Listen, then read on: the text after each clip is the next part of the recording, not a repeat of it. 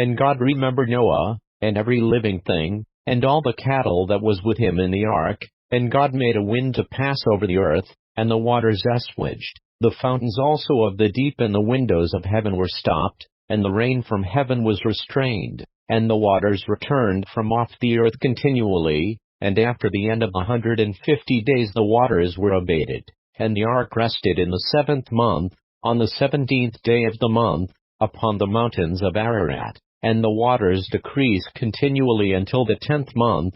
In the 10th month, on the 1st day of the month, were the tops of the mountains seen. And it came to pass at the end of 40 days, that Noah opened the window of the ark which he had made. And he sent forth the raven, which went forth to and fro, until the waters were dried up from off the earth. Also he sent forth a dove from him, to see if the waters were abated from off the face of the ground. But the dove found no rest for the sole of her foot, and she returned unto him into the ark, for the waters were on the face of the whole earth.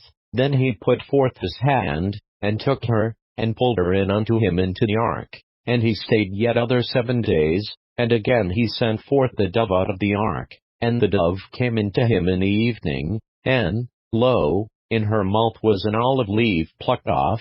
So Noah knew that the waters were abated from off the earth.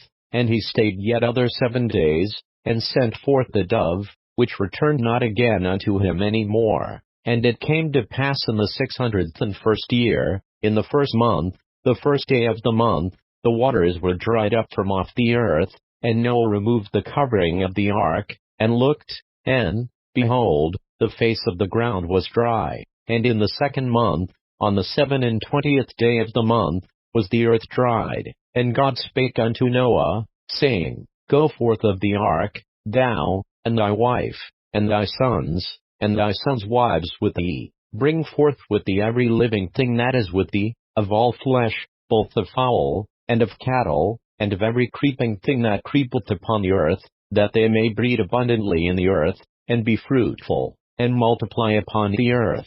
And Noah went forth, and his sons, and his wife, and his sons' wives with him. Every beast, every creeping thing, and every fowl, and whatsoever creepeth upon the earth, after their kinds, went forth out of the ark. And Noah builded an altar unto the Lord, and took of every clean beast, and of every clean fowl, and offered burnt offerings on the altar. And the Lord smelled a sweet savor. And the Lord said in his heart, I will not again curse the ground any more for man's sake, for the imagination of man's heart is evil from his youth, neither will I again smite any more everything living, as I have done, while the earth remaineth, seedtime and harvest, and cold and heat, and summer and winter, and day and night shall not cease.